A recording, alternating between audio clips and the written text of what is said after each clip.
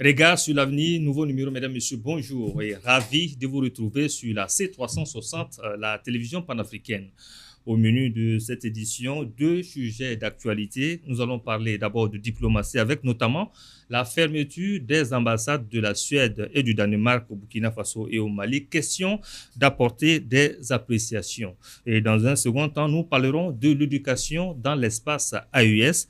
Eh bien, le Premier ministre du Burkina Faso, Maître Apollinaire Kyelem de Tambela, suggère la mise en place d'un programme éducatif commun. Quel impact dans le court, moyen et long terme? Analyse et réflexion dans une poignée de secondes. Et pour les clés de lecture sur ces deux sujets d'actualité, je suis en compagnie de M. Labidi Naba. Il est le porte-parole du mouvement pour la cause du Faso, Faso Cause. Bonjour, M. Labidi. Bonjour, M. Dabira. Bonjour, camarade Traoré. Bonjour aux jeunes frères. Bonjour à tous les téléspectateurs de C360. Deuxième invité pour épiner donc sur ces sujets d'actualité, Alouna Traoré, il est militant de la révolution d'août 1983. Bonjour, M. Traoré. Salutations militantes à tous les téléspectateurs et à mes co-panélistes. Nous sommes encore là pour essayer d'éclaircir les situations. Merci. Troisième invité, M. Til Konaté. M. Konaté, le secrétaire général du mouvement 2 heures pour nous, 2 heures pour Kamita. Bonjour, M. Konaté. Bonjour, M. Davira. Bonjour à l'ensemble des téléspectateurs et à l'ensemble des aînés ici présents. C'est un grand plaisir, en tout cas, d'être ici. Quatrième et dernier invité qui nous rejoindra donc en cours de marche. Il s'agit de Dacier de Bendouté, journaliste et sociologue. Eh bien, comme on l'a dit, nous allons commencer par donc la diplomatie. Dans un communiqué en date du 26 août 2024, le ministre des Affaires étrangères danois a annoncé la fermeture de l'ambassade du Danemark au Burkina Faso et au Mali. Le ministre évoque les coups d'État dans ces deux pays. Alors, je vais commencer déjà par vous, M. Traoré. Quelle est la réflexion que vous menez donc sur la fermeture de ces ambassades avec ce motif qui nous est servi? On se demande pourquoi maintenant le régime au Burkina Faso, le régime de transition va faire bientôt 2 ans. Pourquoi maintenant? C'est la diplomatie du mépris, de l'arrogance et de la condescendance. Ces pays, l'Occident collectif, ne nous considère pas, ne nous respecte pas. Ces deux pays qui ferment leur ambassade sous forme de... c'est les peuples qui ont fait. Les États de l'AES sont adossés au peuple. Depuis que leur démocratie, c'est pas hier que la démocratie ne marche pas. C'est pas la raison essentielle. La raison, c'est quand eux, ils ont soutenu les ASEAN, dit-on, entre griffes, venus d'Ukraine. Voilà tout le gros du problème. Ils disent une chose et ils font le contraire. Pour allier, parce qu'on a condamné l'attitude et le comportement de la Danemark et de la Suède en répression. Qui sommes-nous pour pouvoir redresser, leur faire la leçon? Or, ils sont là pour leurs intérêts. Bon, basta. Donc, c'est juste un alibi que de prétendre aujourd'hui que la raison est liée au coup d'État. C'est pas hier, c'est des faux prétextes. La raison essentielle, c'est quand les Ukrainiens se sont mis à attaquer les États de l'AES et nous avons remonté les bretelles. C'est la raison essentielle. Est-ce la même raison essentielle selon vous, M. Labidi Naba? Pourquoi maintenant? Quelle explication vous trouvez à cela? Avant tout propos, je voulais marquer ma condescendance par rapport à ce qui s'est passé à Barsalgo. Voilà, donc m'incliner devant tous ceux qui sont tombés et prier Dieu pour que les blessés retrouvent leur santé. Alors, pour venir au sujet, il faut dire tout de suite que je suis en phase avec les propos du camarade Traoré. Parce que quand on analyse la situation, d'abord, ce sont des pays du BRICS. Et disons, ce sont les pays de l'OTAN. D'accord? Ils font partie de l'OTAN. Et il n'y a pas, disons, il y a quelque temps, la Norvège avait rompu en tout cas avait quitté et le Mali et le Burkina. Mais pendant ce temps, ces deux pays sont toujours restés. Jusqu'à ce que Tisawaten arrive et révèle les compromissions qui existent entre l'Ukraine et les terroristes qu'ils ont savamment surnommés rebelles djihadistes. Alors, suite à cette forfaiture, les pays de l'AES, donc le Mali et le Burkina, qui sont souverains, en tout cas qui affirment aujourd'hui leur souveraineté, comme il l'a dit, ont remonté les bretelles de cette Ukraine par rapport à ce qu'elle a posé comme acte, qui est très grave, face auquel la communauté dite internationale est restée muette. Et je rappelle d'ailleurs que les 3 pays, y compris le Niger, ont déposé une plainte contre l'Ukraine sur la table du Conseil de sécurité. C'est eu égard à ça et en solidarité avec les pays de l'OTAN, puisque la guerre entre l'Ukraine et la Russie n'est rien d'autre qu'une confrontation entre l'OTAN et, à la rigueur, les pays du BRICS. Dans tous les cas, c'est l'OTAN contre la Russie, ça au moins c'est clair. Et qui s'est déporté à Tisawaten, donc dans une région c'est ce qui explique que la fermeture, l'annonce de fermeture donc, est faite maintenant. Tout à fait. Et dans leur annonce, les deux pays disent clairement que c'est parce que la situation sécuritaire se dégrade et aussi parce que ces pays se lient à des mercenaires. Exactement. Pour parler de Wagner. Voilà. Donc, alors, je vais déjà même lire un passage donc, de ce communiqué. En raison des coups d'État militaires qui ont fortement limité les possibilités d'action dans la région du Sahel, les ambassades du Burkina Faso et du Mali seront fermées, lit-on dans le communiqué. Alors, Monsieur Til Konaté, la raison, justement, est-elle convaincante, à votre avis?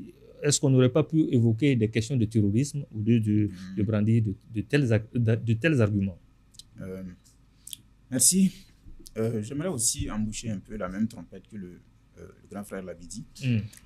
Et manifester également toute ma solidarité à l'endroit de nos parents de Barsalgo et dire que cela vient nous rappeler à quel point notre option choisie par les autorités, qui consiste à confronter de la façon la plus brutale ces barbares, est la bonne. Parce qu'aussi longtemps que nous n'aurons pas réussi à les contraindre à respecter les lois de la République, ils continueront à commettre ces barbaries-là. Et aucun pays au monde n'est à l'abri de voir des civils attaqués par des barbares. On en voit des modèles partout.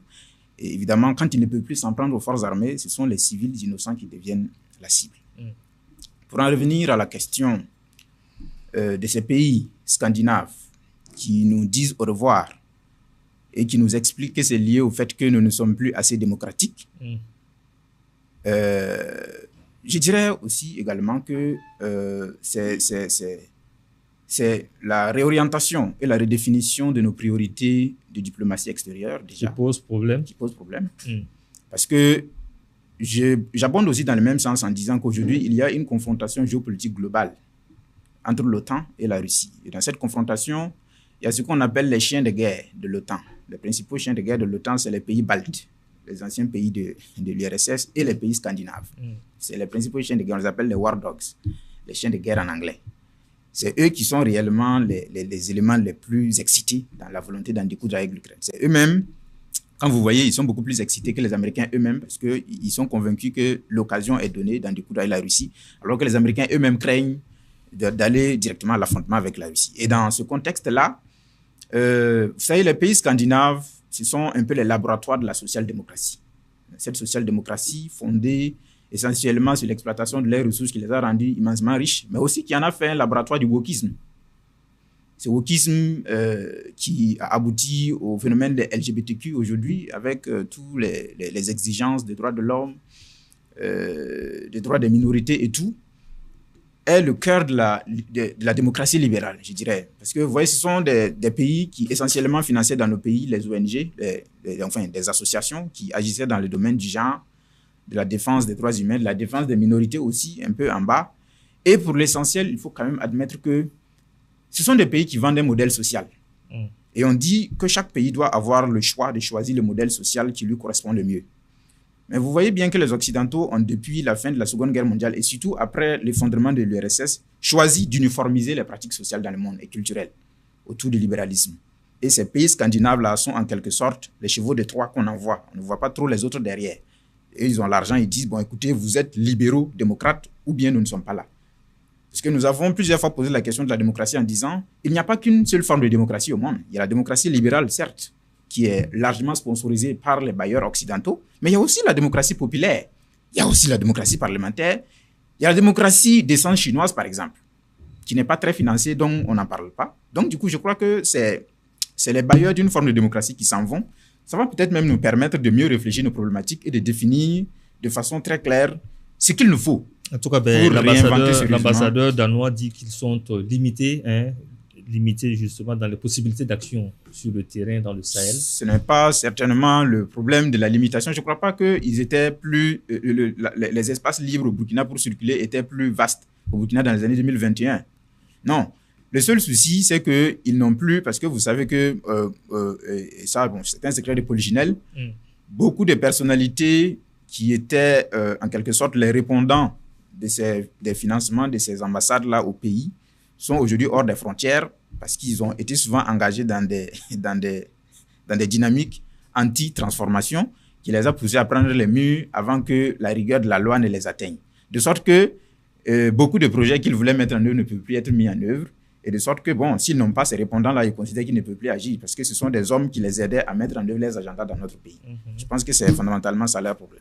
En tout cas, rappelons que pour ce qui est de la fermeture de l'ambassade de la Suède au Burkina, c'était annoncé depuis le 24 juin 2024. Alors, M. Traoré, je viens à vous cette fois-ci. Quel est le message justement que ces pays scandinaves renvoient au monde entier? Le message, c'est leur complicité active avec ceux qui nous attaquent. C'est le message? C'est le message. L'harmonie. Sur le front. Ils sont en train de se dévoiler alors? Voilà, c'est le dévoilement où ils étaient cachés. Sinon, si vous suivez l'agenda, ils professent, ils nous parlent de coup d'État, de valeurs démocratiques. Mais les États de la Confédération n'est pas née avant-hier.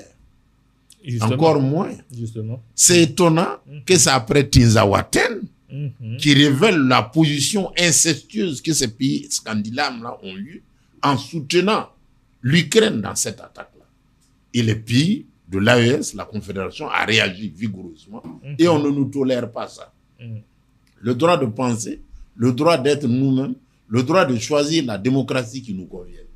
Comme le camarade Konaté venait de le dire tout de suite, tant mieux. Si on se débarrasse d'eux, c'est une façon de nous assumer. L'affirmation de notre souveraineté, qu'ils soient là ou qu'ils ne soient pas là, le sort de la Confédération ne dépend pas des pays scandinaves. Nous sommes en guerre, vous ne pouvez pas demander que nous soyons en guerre. C'est vous qui nous attaquez et vous nous imprimez des rythmes d'observer la démocratie. Où a-t-on vu ça? Donc, c'est vouloir une chose et son contraire. Ils sont en train de cacher la façon, le fait d'avoir soutenu l'Ukraine dans l'attaque Tinzaouaten, c'est tellement honteux qu'ils se dévoilent au grand jour. Ils nous attaquent, on réagit et ils montrent qu'ils sont dans des rapports léonins. Ils nous disent de les accepter. Alors c'est un bon débarras? C'est un bon débarras. On leur dit au revoir de toutes les façons. Ils ne veulent pas de nous, nous aussi, nous n'en voulons pas. Monsieur Dabedi, c'est un bon débarras? Oui. Parce qu'il faut aussi savoir que ce sont des bailleurs financiers. C'est possible. Le destin. Vous savez, il y a une chose sur laquelle nous devons attirer l'attention de nos compatriotes qui concerne le fait que on a toujours depuis longtemps savamment incrusté dans l'esprit de nos populations que nous dépendions justement de l'aide, de l'appui budgétaire, de l'appui que ces ONG et ces pays viennent nous apporter. Pourtant, en réalité, ce n'est qu'une forme, non seulement de domination, et aussi une forme de maintien de nos populations et de nous-mêmes dans un registre bien contrôlé où eux, ils arrivent à faire leur exploitation de façon tranquille et de façon approfondie. Sinon, comment on peut comprendre que des pays dits pauvres, pour prendre le cas de notre pays, le Burkina Faso, où on nous a toujours fait réciter que c'est un pays de l'interland, c'est un pays qui n'a pas de débouché maritime, qu'il est pauvre et tout. Très endetté, voilà, très endetté. Même très endetté. Et quand l'heure arrive de se séparer, subitement, ils ne veulent pas quitter. Alors, je parlais des questions de financement, ça vous a fait rire. Oui, attends, je vais vous lire un petit passage du ministre suédois qui disait que on ne peut pas soutenir la guerre d'agression illégale de la Russie contre l'Ukraine et recevoir en même temps plusieurs centaines de millions de kourounes chaque année en aide au développement. Plusieurs centaines de millions de kourounes, c'est la monnaie, justement. Oui. Voilà. Qui se révèle. Voilà, qui se révèle. Oui. Donc, ça pose en même temps la réflexion, justement, profonde qu'on doit avoir sur la question de l'aide au développement. Bien sûr, tout à fait. Et je vais rappeler qu'en février 2024, quand il s'est agi pour le camarade capitaine Ibrahim Traoré, président du FASO, de dénoncer la convention fiscale de non-double imposition, qui était une arnaque imposée à nous depuis les indépendances, mais c'est la France elle-même qui dit qu'elle suspend l'aide au développement. Depuis ça, jusqu'à aujourd'hui, cette aide n'est plus revenue. Mais le Burkina Faso se porte très bien, mieux qu'avant. Puisqu'avant, quand cette aide était là, nous n'avions pas d'armes pour combattre. On avait 2 Kalachnikov pour 5 soldats. C'était, d'une certaine manière, les vendre à l'ennemi. Mais aujourd'hui, nos soldats sont équipés de la tête jusqu'aux pieds, ont les munitions qu'il faut et désormais le courage qu'il faut, y compris les VDP. Donc, pour corroborer ce que vous venez de dire, c'est tout simplement des subterfuges que l'Occident a toujours employés pour nous maintenir. Et quand vient le moment où subitement il faut réagir, sans réfléchir, il se révèle, comme l'a fait le responsable danois. Alors, regard critique, monsieur Til Konaté. La question de l'aide au développement, c'est l'argument souvent que ses partenaires brandissent. Je dirais 2 éléments. Ils disent qu'on ne peut pas soutenir l'agression de la Russie en Ukraine et avoir des millions. Et en même temps recevoir justement plusieurs... Oui, c'est l'argument qu'ils nous servent. Mais le président Sankara disait que nous voulons l'aide qui nous aide à nous débarrasser de l'aide. Vous savez qu'après 87, l'essentiel de l'aide qu'on nous a envoyée, c'est une aide qui nous a rendus encore plus esclaves, plus dépendants. L'essentiel des programmes d'aide des pays comme la France ou comme les pays scandinaves sont orientés dans des directions qui, eux, les plaisent à eux. Ce n'est pas forcément orienté dans nos priorités. Ils disent, nous allons donner tel montant pour agir sur les questions de genre ou sur les questions, comment on appelle ça, d'éducation sexuelle. Ils choisissent toujours les modèles où ils veulent que l'argent aille. Ce n'est pas notre État qui décide de la priorité. Il n'y a qu'en Afrique qu'on fait ce genre de choses. C'est pas pour aider au développement. Et c'est justement pour cela qu'il n'y a jamais eu de résultats probants de cette aide que l'on prétend déverser en Afrique, mais qui ne produit jamais rien. Et depuis toujours, nous avons dit, il faut que les gouvernants aient le courage de dire, on ne veut pas de telle aide. Sauf si vous voulez la mettre ici, qui constitue notre priorité. Et je pense que quand une aide empoisonnée comme celle-là s'en va, il ne faut pas pleurer. Il faut être assez fier même de son départ. Il y a cette économiste gambienne qui a produit une œuvre en 2009 sur la question de l'aide en Afrique. Le titre de l'œuvre même, c'est L'aide fatale. Elle explique comment l'aide des pays occidentaux, des institutions bilatérales comme multilatérales, est le principal outil de déstructuration des économies africaines. Parce qu'elle installe la mentalité de mendicité qui consiste à croire que avec l'aide, tout pourra être résolu et à ne jamais avoir cette, comment on appelle ça, cette propension humaine à la créativité pour trouver des solutions. De sorte que même les secteurs de structuration essentiels sont abandonnés pour attendre l'aide. Là où on devait investir dans l'agriculture, on s'est dit, bon, non, écoutez, on va importer. Parce que l'aide va permettre de résoudre les autres problèmes qui sont à côté. Là où on devrait aller prendre de l'argent sur les marchés financiers, on prend des prébandes auprès de bailleurs de fonds qui ne résolvent pas réellement le problème, mais qui se permettent simplement de survivre. Et en fait, c'est dans cela que les pays se sont déstructurés jusqu'à aujourd'hui où on est dans des crises absolument multisectorielles. Multisectorielles. Monsieur Aluna Traoré, l'ambassadeur danois, dit que le Danemark compte se rediriger vers d'autres pays d'Afrique de l'Ouest, de l'Afrique centrale et du Nord. Et il cite nommément le Sénégal, le Rwanda et la Turquie. Quel commentaire vous en faites? Non, vous voyez, je parlais la dernière fois de catéchisme et de narratif du monde occidental.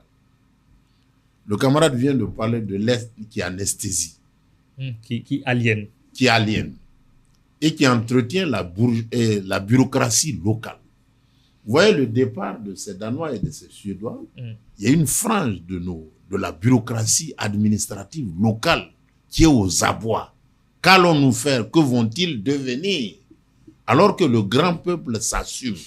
Tout ça, c'est les révélations de la guerre. La guerre va porter au grand jour toutes les contradictions de tout genre, les liaisons incestueuses. La guerre met au grand jour tout ça.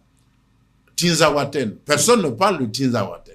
Au lieu de parler de Tinzawaten, de leur liaison incestueuse de l'attaque, ils sont solidaires de l'attaque qui a échoué à Tinzawaten. Au lieu de parler de ça, ils vont nous parler de démocratie, des droits de l'homme. Tout ça, c'est pour divertir la galerie. Ils ont pris une culottée, une déculottée à Tinzawaten. Au lieu de parler de ça, ils vont nous distraire. De toutes les façons, comme le camarade vient de le dire, bonjour, ils sont partis, nous sommes prémunis du libertinage et de la bestialité du monde occidental. Les LGBTQ, que sais-je encore, ils veulent nous imposer leur façon de voir. Or, nous voulons voir le monde autrement. Donc, cette guerre-là, c'est une guerre de mentalité, guerre de diplomatie, et la souveraineté, finalement, c'est ça, se conjugue. Pendant que tout cela part, nous devons nous unir. Aujourd'hui, plus qu'hier, nous connaissons ceux qui nous combattent. En tout cas, l'alliance occidentale de tous qui nous combattent. Ils nous vont pendant que nous parlons de guerre, ils parlent de démocratie. Pendant que nous parlons de solidarité entre nous, ils parlent des droits de l'homme qui ne sont pas réunis. En tout cas, courir et puis se chatouiller, vraiment, c'est très contradictoire. C'est ce que l'ambassadeur danois dit clairement. Il dit que ils n'ont plus d'intérêt chez nous. Je cite, il dit, notre ambition est d'être présent là où cela fait sens, là où nous avons un potentiel et là où nous avons les intérêts danois, a-t-il clairement précisé dans son communiqué. Les intérêts danois sont fondamentalement en contradiction avec les intérêts des États de l'AES. Nous ne pouvons pas accepter et admettre qu'on nous attaque au grand jour.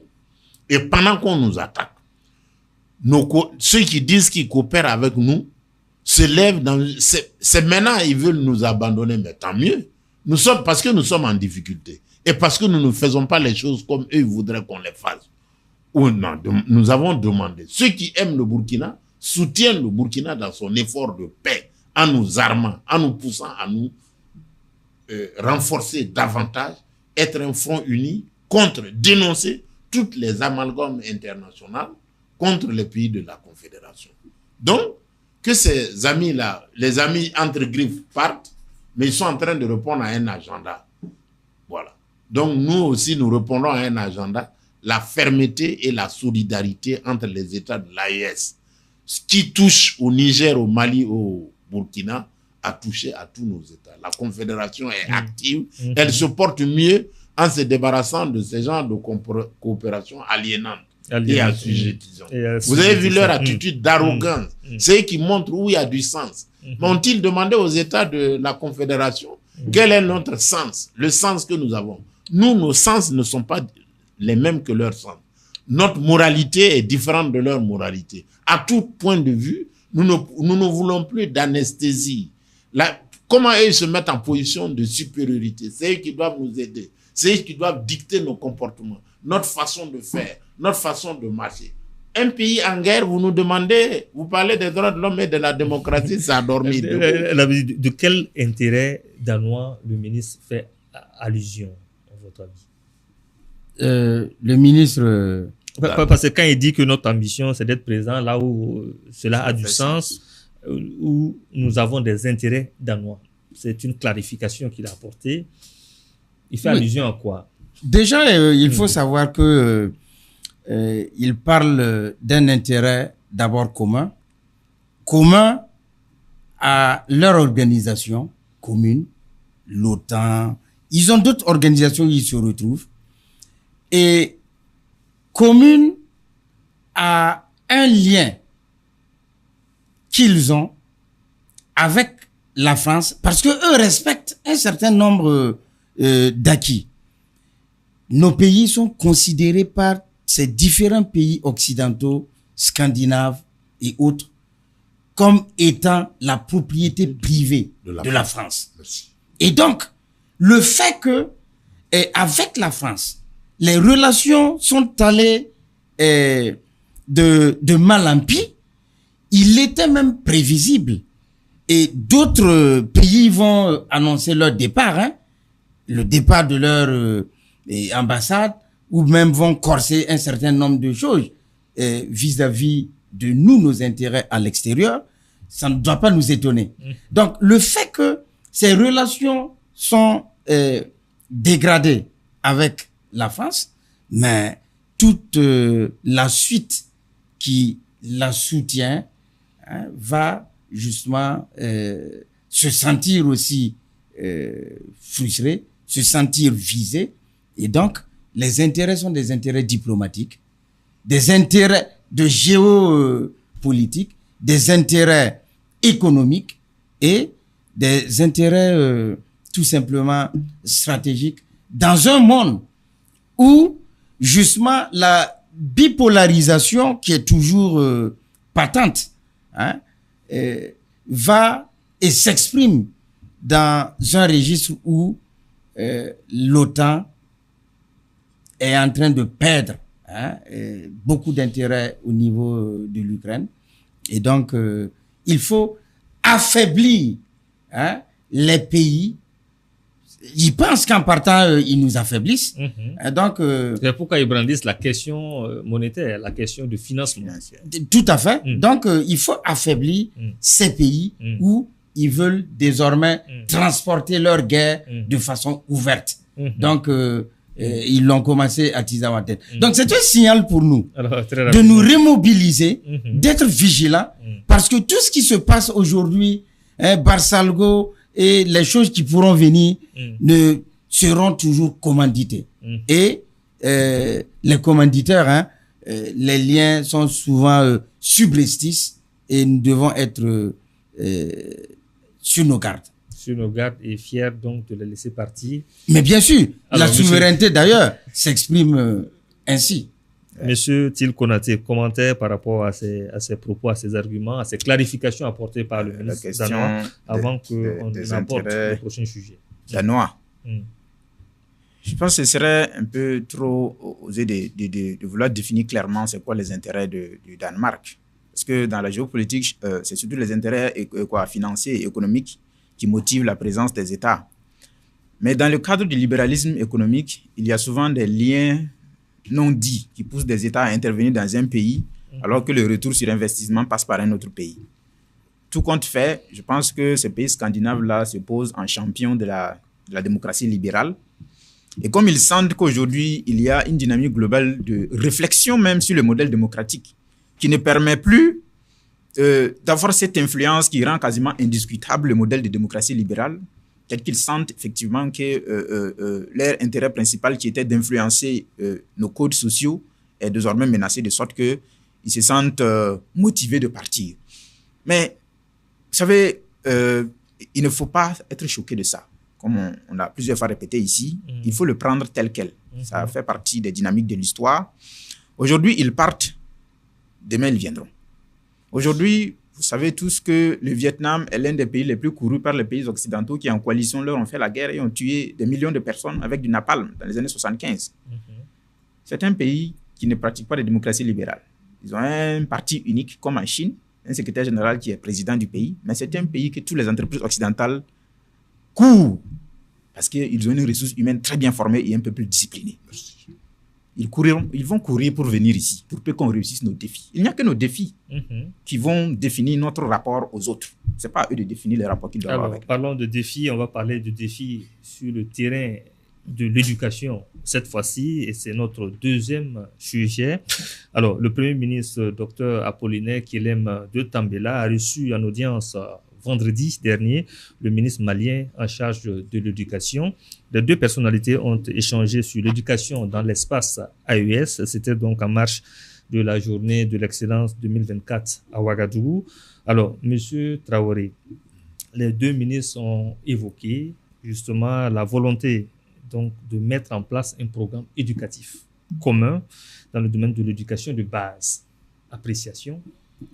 Notre aîné, le professeur Kizerbo, disait Nan Lara Ansara, où il disait éduquer ou périr. Que les États de l'AES se fondent sur une éducation commune, vraiment, il fallait s'y attendre, c'est la mieux venue. Le camarade Konaté parlait de discipline. Nous n'avons jamais vu les atouts de cette guerre-là, c'est qu'elle nous commande la discipline. Partout où les États, où les peuples ont réussi, c'est dans la discipline. Dans le yaré et le désordre, on ne peut pas réussir. Or, l'éducation doit avoir cette faculté-là de nous inculquer la discipline. Ailleurs, on dit, la discipline fait la force des armées, mais la discipline fait la force des peuples en lutte. L'école aujourd'hui produit, qu'on le veuille ou pas, des indisciplinés. Des gens sûrs d'eux, arrogants et fiers. Suivez mon regard, c'est l'attitude du maître. Tous ceux qui sont maîtres du savoir. Ailleurs, le savoir engendre l'humilité. Sous nos tropiques, le savoir engendre l'arrogance et la fierté. Aucune humilité. Quand vous voyez un professeur d'université, c'est comme si vous êtes face à un dieu. Donc, ailleurs, un professeur d'université, un japonais, ou que sais-je encore, ou en Chine, il y a. Et pourtant, c'est facile à discipliner. C'est la discipline organisationnelle, la discipline éducative et la discipline économique. Et ils cherchent la vérité dans les faits et dans les actions. Donc, encore une fois, le Premier ministre Apollinaire et le ministre de l'Éducation nationale du Mali... quand même une idée de génie que de vouloir... c'est très génial. Mettre en commun, justement. La formation de l'être. La formation de l'être. Alors, je précise qu'ils ont dit qu'ils vont passer donc justement à l'harmonisation de l'enseignement et surtout de l'introduction de l'histoire et de la géographie dans chaque pays, dans chaque pays et dans les programmes donc scolaires. Monsieur l'avait dit, on prend le taureau par les cornes. Oui, tout à fait. Je le disais tantôt, on nous a inculqué, on a inséminé dans nos esprits, dans notre mentalité, que nous étions des pauvres et que nous ne pouvions vivre qu'en tant qu'assistés. Mais c'est par l'éducation qu'on est arrivé à fabriquer toute cette masse de soldats qui se battent dans leur propre pays, pas pour leur pays, contre leur propre pays, mais pour servir le véritable ennemi qui est leur maître. Aujourd'hui, sur les plateaux de télé et un peu partout, vous allez voir des noirs bon teint, mais qui sont offusqués par rapport à la dynamique révolutionnaire et de souveraineté que nous avons entreprise depuis septembre 2022, ou du moins que nous avons reconduite, puisque c'est le référentiel de la révolution d'août qui est encore là, qui sont offusqués et qui crie partout que mais cette voie-là va nous amener au chaos. Mais il a raison. Il a été formaté parce qu'il a été gagné par l'esprit. Et c'est à ce niveau, la mentalité, qu'il faut former l'homme. Et comme l'ont dit mes camarades, Konaté, le camarade Traoré, c'est vrai que nous devons déjà travailler à inculquer au Burkinabé qui naîtra aujourd'hui les valeurs burkinabées, les valeurs maliennes, les valeurs nigériennes, qui sont d'ailleurs les mêmes. Nous devons arriver à bâtir l'homme véritablement patriote. Donc, ce travail se fait dans une harmonisation de notre éducation, comme l'a si bien vu le Premier ministre Maître Kelem de Tambela, et aussi dans un engagement commun à pouvoir apporter à nous-mêmes et aux plus jeunes ces valeurs, cette moralité, cette combativité et puis ce sens du travail. Ce sens du travail. Monsieur Til Konaté, alors l'introduction de l'histoire et de la géographie dans chaque pays de l'AES apportera quoi dans le court, moyen et long terme pour les générations à venir dans notre espace? Pour les générations à venir, ça peut changer la donne. Mais ça dépend de ce qu'on en fait. Avant même de venir à la question de l'histoire et de la géographie, je me prête à rappeler chaque fois que, vous savez, l'école est d'abord un projet politique. L'école n'est pas une institution neutre. Un programme politique qui n'a pas un projet politique indépendant propre et absolument original de l'école n'est pas encore un projet politique en réalité. C'est un projet politique républicain qui doit être coupable d'une vision tranchée du monde. Malheureusement, chez nous, je pense que la révolution d'août 83 avait tenté de le faire, parce que Sankara, dans son discours de Gawa, avait précisé, avait donné le ton. Qui rentre et qui sort à l'école? L'école est un moule, en réalité. Si on n'a pas un projet pour le moule, à la sortie, vous avez un homme au comportement imprévu. Malheureusement, nous avons une école dont le projet nous échappe entièrement. Vous savez, l'an passé, je ne sais pas si vous vous rappelez de la période, lorsque en 2023, le gouvernement, en tout cas c'est au ministère de l'Enseignement qu'il avait été lancé, la volonté de revoir le contenu du programme du primaire et du lycée. Et Burkina 24, je pense, avait fait une interview d'un des techniciens du ministère. En lisant, je découvre le technicien qui explique que en fait, depuis les 30 dernières années quasiment, chaque fois que notre gouvernement entreprenait, parce qu'il y a eu beaucoup de réformes du système à l'intérieur des programmes, chaque fois qu'on envisageait de refaire les programmes, il y avait toujours un cabinet qui arrivait, cabinet extérieur, qui disait, oui, vous savez, on sait que vous voulez faire une réforme de l'éducation, mais nous, on est déjà habitués à faire ça. On va vous partager notre expérience. Vous n'avez même pas besoin de payer pour ça. Il y a telle structure, telle organisation multilatérale qui va payer. Ou bien il y a telle ambassade qui va s'en charger. Ne faites rien, nous on va vous amener. Et c'est sur la base de ça que l'on formait notre jeunesse. On forme nos élites sur la base d'un programme qui est conçu par des gens dont on ne connaît pas les agendas. Parce que ça nous permet d'économiser de l'argent. On ne peut pas faire de l'économie avec l'éducation d'une ressource humaine. Le résultat, c'est que nous avons aujourd'hui une élite intellectuelle qui se sent plus citoyen du monde que citoyen du pays où il vit. Ils sont plus attachés aux idées classiques, aux penseurs universels, aux idées universelles, qu'à la nécessité de prendre position. Justement, c'est ce qu'on leur a appris. On connaît plus l'histoire de Napoléon que l'histoire de Diabalompo. Évidemment. Et justement, l'enseignement de l'histoire et de la géographie, de façon repensée à notre jeunesse depuis le bas âge, va servir à comment on appelle ça, à l'ancrer dans cet espace, à lui permettre de prendre position, de prendre possession de cet espace qui lui appartient, mais surtout de s'approprier cette histoire. Parce que vous savez, l'histoire est un défi que l'on jette au visage des générations présentes, pour leur dire, vous avez ces défis-là à relever. Mais aussi longtemps que vous ignorez l'histoire, et surtout que vous ignorez la part essentielle de l'histoire, vous ne pouvez pas vous révolter. Parce que vous n'avez même pas de quoi vous révolter. L'histoire est un carburant. Mais malheureusement même, l'histoire qu'on nous enseigne dans nos écoles, jusque-là, en tout cas, ça semble être une répétition ou en tout cas une simple répétition des dates. On n'a pas conscience de la charge historique de l'histoire. C'est ce que l'on doit pouvoir faire avec ce nouveau programme. Merci. Repensé. Voilà, ok, très bien. On va dire c'est une prise de conscience majeure qui va permettre justement de transformer les générations à venir. Alors, à quoi peut-on s'attendre dans le court, moyen et long terme? On a moins de 10 minutes. Je vais vous laisser 5 minutes et Labidi va clôturer. Bon, c'est vraiment une grande opportunité qui nous est offerte à l'école de soi-même. Les valeurs endogènes. Nous avons une histoire. Nous devons savoir de qui tenir.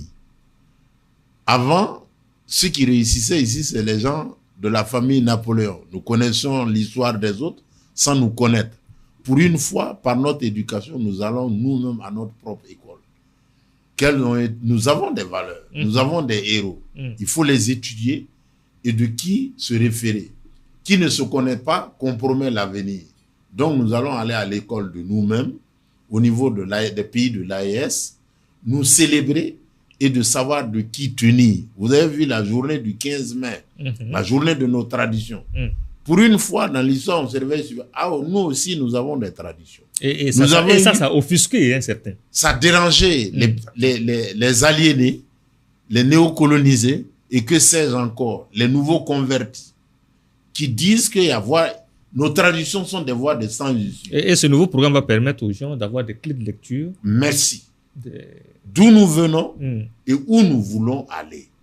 Des grandes questions. C'est l'éducation qui nous permet ça. La fierté nationale, la fierté AES pour nous projeter dans l'avenir avec nos propres aspirations et nos propres ambitions. Merci. Donc, camarade Labidi. Merci Labidi. Vous avez le dernier mot. Dans moins de 4 minutes, nous aurons fini cette émission. Voilà, je dirais tout simplement que c'est une très bonne initiative qui doit participer à construire une éducation, une école décomplexée vis-à-vis de ceux qui viennent de l'extérieur, vis-à-vis de ceux qui viennent de la France. Une école qui s'appuie, comme les autres l'ont dit, sur notre propre histoire, notre propre vécu, nos propres expériences.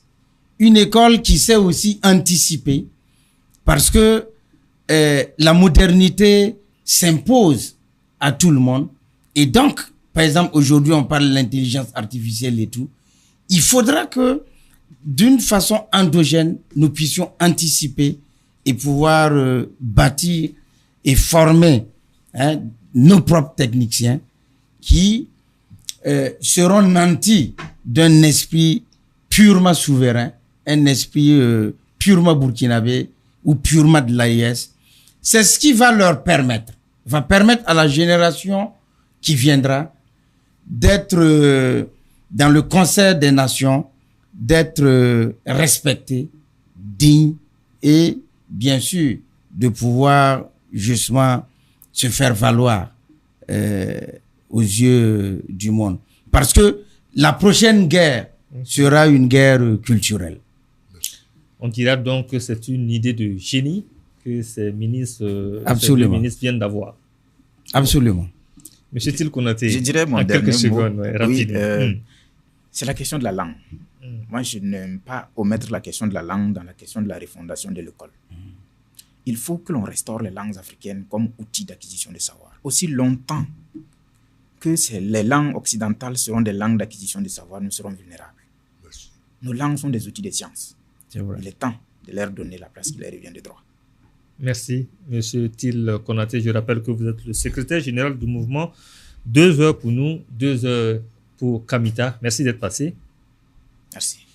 Merci à vous, Labidi Naba. Vous êtes le porte-parole du mouvement pour la cause du Faso Cause. Oui. Merci pour vos éclairages. Oui, merci Davira. Merci à vous, Aluna Traoré, militant de la Révolution d'août 1983, pour vos analyses éclairées sur ce sujet. Merci de nous avoir permis d'échanger.